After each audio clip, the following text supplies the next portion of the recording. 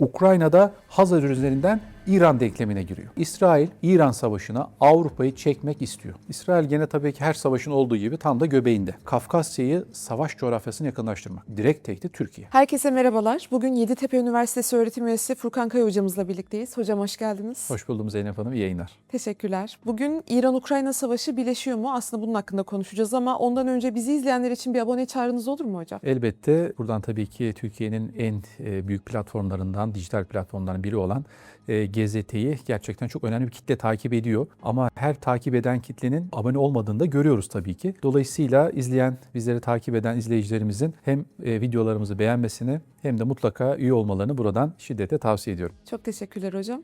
İlk sorumla başlıyorum. Ukrayna-İran savaşı birleşiyor mu hocam? Orta Doğu'daki gerilimle Doğu Avrupa'daki savaşın tek bir cepheye dönüştüğünü söyleyebilir miyiz?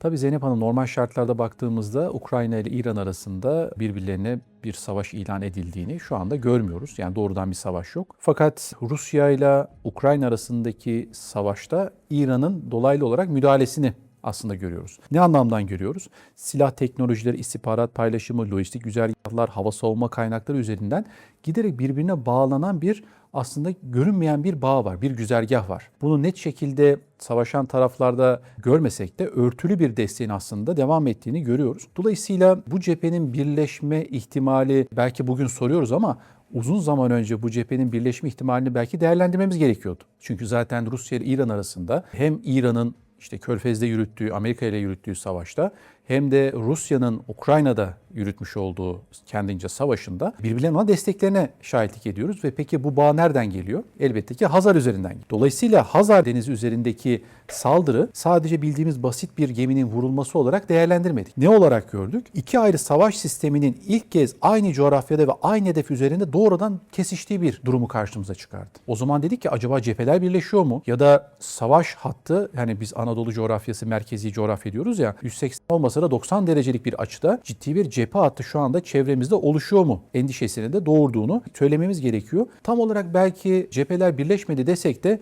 aslında savaşların lojistiği ve ittifakların birleştiği bir süreç karşımıza çıkıyor. Tabii bunu nasıl söyleyebiliriz? Hani savaş saatinde nasıl gördüğümüzü ifade edebiliriz. Rusya'nın Ukrayna'da kullanmış olduğu insansız hava araçlarının önemli bir kısmı biliyorsunuz Shahed dronları.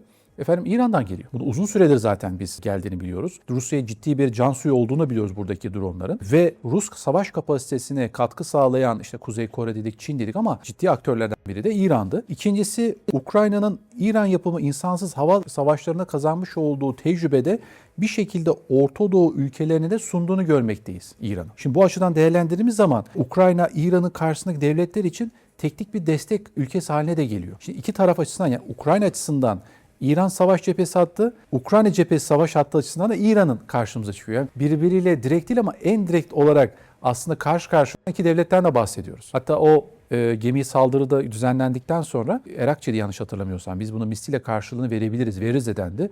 Biz de o zaman haritaları açtık. İran'ın elindeki konvansiyonel silahlar acaba Ukrayna topraklarını vurabilir mi? Hatta Londra'ya kadar vurabileceğini iddia eden bir İran vardı biliyorsunuz. Elindeki Şahap füzeleriyle, Siccil füzeleriyle, Fettah füzeleriyle bunu konuşmaya başladık. Ve tabii ki bir de şu var, bu da önemli bir çekince olarak ifade ediliyor. Kiev'in Rusya'nın İran'a Körfez bölgesindeki hedefler noktasında istihbarat sağladığı iddia etmesi. Şimdi bu istihbarat paylaşımı zaten özellikle çok ön plana çıkarıldı ve bunun engellenmesi gerektiği de ifade edildi. Şimdi tabii tam delil olmasa da ama bu istihbarat bağı aslında savaşın gidişatını etkileyen, ne diyelim ona, başlıklardan biri olarak belki değerlendirmek gerekiyor Zeynep Hanım. Bir de şu var tabii ki, onu da söylemek gerekir. Hazar Denizi'nde İran bağlantıları gemilerin Ukrayna saldırılarının hedef haline gelmesi. Şimdi burada bu gemi aslında yaptırımlara maruz olmuş bir gemi. Bu gemi, şu söylendi ilk başta, Rusya'dan aldığı malzemeyi mi İran'a götürüyor yoksa İran'dan aldığı malzeme Rus limanlarına mı gidiyordu şeklinde. Şimdi iki görüş de oldu ama en çok ağırlıklı olan Rusya'dan aldığı ekipmanları İran'a götürüyor şeklinde yorumlarda gördük. Dolayısıyla burada aslında Hazar'da, biz Barış Denizi hep deriz Hazar için, artık en direkt değil ama dolaylı değil ama tam olarak, mutlak olarak bir savaş cephesi haline gelen Hazar'dan bahsedebiliriz. Yani İran aslında Rusya üzerinden Ukrayna savaşına girdiğini söylemek çok da iddialı bir cümle değil bizim açımızdan. Ukrayna'da Hazar üzerinden İran denklemine giriyor. Bu bir tuzak mı? Bu yoksa savaşın artık zamanı gelmiş bir senaryosunun sahada yansıması mı? Bunu ilerleyen günlerde göreceğiz. Hocam az önce nereden nereye gittiğini konuştuk ama bir de ne taşıdığıyla ilgili farklı iddialar var geminin, saldırıya uğrayan geminin. Zelenski vurulan gemide askeri sevkiyat olduğu konusunda çok emin. İran bunun bir ticaret gemisi olduğunu savunuyor diğer Evet, taraftan. evet. Hangi açıklama doğru? Şimdi elimizde tam bir net bununla ilgili de bir delil yok aslında. İddialar üzerinden yorum yapıyoruz. İşte bu İran'a ait olduğu bildirilen Ana isimli ticari gemi. İsmi Ana olduğu söyleniyor. Ve bir denizci biliyorsunuz hayatını kaybetti buradaki patlamada ve bir kişi de yaralandı. Tabii İran ilk yaptığı açıklamada İran egemenliğine yapılmış düşmanca bir saldırı olarak bunu nitelendirildi. Ama tabii topraklarına yapılan bir saldırı olmadığı için hani bunu 51. maddeye dayanarak meşru müdafaa hakkımızı kullanacağız gibi bir açıklamada bulunmadı. Ve Ukrayna'nın Tahran'daki diplomatik temsilcisini derhal biliyorsunuz çağırdı. Ukrayna tarafı ise saldırıların İran ile Rusya arasındaki askeri malzeme taşıyan ve yaptırım listesinde bulunan bir gemiye yapıldığını ve buna hakkı olduğunu ifade etti. Hedeflerden bazılarının da İran-Rusya askeri lojistiğinde kullanılan malzemeler olduğu söylendi. Bu işte efendim bir drone malzemesi mi, teknolojik bir malzeme mi? Hani sadece bir savaş teçhizat veya işte cephede kullanılan bir savaş malzemesi değil, teknolojik bir ham madde veya bir parça olduğu da iddia edilir ki bunun daha tehlikeli boyutlara ulaşabilecek potansiyel taşıdığı da söylendi. Peki bu operasyon niye yapıldı? Yani daha doğrusu İran gemisi daha önce vurulamaz mıydı? Lojistik destek uzun zamandır devam ediyor. Neden o zaman değil de şimdi? Acaba İran'daki bu ikinci saldırı süreci başladıktan sonra işte Trump biz İran'ı daha çok vuracağız dedikten sonra Rusya'nın daha fazla köşeye sıkışmasını bir bahane olarak kullanarak iki cepheden sıkıştırmak için mi bu yapıldı? Şimdi baktığımız zaman Hazar hattı coğrafi olarak değerlendirdiğimizde direkt bir deniz bağlantısı sağlıyor. İkincisi Batı yaptırımlarını aşmak için kullanılan bir deniz Rusya ve İran açısından. Üçüncüsü drone parçaları, mühimmat ve çift kullanımlı ürünlerin taşınmasına uygun bir hat olarak değerlendiriliyor. Dördüncüsü ise Rusya'nın Astrahan bölgesiyle İran limanlarında birbirine bağlıyor. Şimdi o liman bölgesine zarar vermek açısından da bu saldırının yapıldığı ve bir aslında daha büyük saldırının olabileceği de iddia ediliyor. Bu sebeple Ukrayna'nın vermiş olduğu mesaj aslında artık bu saatten sonra Rusya'nın savaş makinesine dönmesini sağlayan malzemelerin gelmesine biz müsaade etmeyeceğiz. Yani Rusya'ya bir lojistik destek damarını biz artık burada kesiyoruz mesajının verilmesi. Tabii burada gemide askeri bir sevkiyat mı vardı, ticari bir yük var mı? O da tartışıldı. Bununla ilgili de net bir durum yok Zeynep Hanım. Ama özellikle Ana isimli gemi bu sebeple hedef alındıysa demek ki çok kritik bir malzeme taşıyan bir kuru yük gemisi olarak belki bunu değerlendirebiliriz. Ama Zelenski'nin açıklaması kesinlikle içerisinde savaşı, gidişatını etkileyecek çok kritik malzemelerin olduğu ve dolayısıyla bu geminin muhakkak vurulması gerektiği yönünde açıklamaları da vardı. Hocam İran Dışişleri Bakanı Arakçı birçok açıklama yaptı ama en öne çıkanlardan biri de İsrail'in Avrupa'yı kendi savaşına çekme planı olmasıydı bu saldırının. İsrail bu denklemin tam olarak neresinde? Yani mutlaka bir yerinde ama bu saldırının neresindeydi? İsrail gene tabii ki her savaşın olduğu gibi tam da göbeğinde. Çünkü biz İran Savaşı'na nasıl İsrail'in sürekli Amerika'nın saldırması için, daha büyük kara harekatı yapması için ve kendi katliam politikaların üzerine perde örtmesi için, şal örtmesi bir bahane olarak kullandığını söylüyor ki biliyorsunuz yeni Netanyahu Trump'la bir araya geldi Zelenski ile beraber. Bakın bu bile bence büyük bir emare. Aynı gün Donald Trump'la Zelenski ve Netanyahu görüşüyor. Şimdi bu bile bence sorunuzun en görüntülü konuşan fotoğrafıdır o fotoğraf. Şimdi o zaman Abbas Erakçı'nın İsrail'in desteği doğrultusunda bu savaşın, bu saldırının gerçekleştiğini iddia etmesi aslında İsrail'in Avrupa'yı İran savaşına çekmek için bunu bir bahane olarak kullanma istiyor olarak yorumlayayım. Yani İsrail İran savaşına Avrupa'yı çekmek istiyor. Bu Trump'ın daha önceki cümlelerin aralarında da vardı biliyorsunuz. İşte İngiltere'ye seslendi, Almanya'ya seslendi, Fransa'ya bana destek vermediniz dedi. Bana ihtiyacım olan malzemeleri göndermediniz dedi. NATO Ankara toplantısında da bunu söyledi. Dolayısıyla bunu tam anlamıyla Avrupa'yı topyekün bir İran işgalinde bir tuzak olarak, bir mecburiyet olarak kullanmak istediğini bence İsrail'in söyleyebiliriz. Ama diğer taraftan tabii ki ortak bir algı var İsrail ile İran'ın, İsrail ile Ukrayna'nın İran noktasında ortak bir algısı da var Zeynep Hanım. Bunu da görmek gerekiyor. Çünkü İsrail, İran'ın füze, nükleer ve bölgesel vekil güç kapasitesini biliyorsunuz büyük bir tehlike olarak görüyor. Ve Amerika'nın bu saldırıları artırması için de bunları neden olarak ortaya koyuyor. Ukrayna ise biraz evvel konuştuğumuz İran tasarımı olan dronların Rusya'nın saldırı sistemine entegre olmasından son derece rahatsız. Ukrayna, İran dronlarına karşı Efendim zaten bu 5 sene içerisinde ciddi bir tecrübe de kazandı. Onları işte engelleme noktası. Kimilerini engelliyor, kimini engelleyemiyor. İsrail ise erken uyarı sistemleriyle bir kısmını engelleyebildi biliyorsun İsrail'in füzeleri. Bir kısmını engelleyemedi. Yani iki taraf açısından da aslında tehlikeli bir durum var, sıkıntılı bir durum var. Ama bence burada psikolojik üstünlük İran'da. Bunu söyleyebilirim. Yani bu çift taraflı bir etki yarattıysa, yani bir İran, İsrail ve Ukrayna açısından bir tehdit oluşturduysa ben psikolojik üstünlüğün bu noktada İran'da olduğunu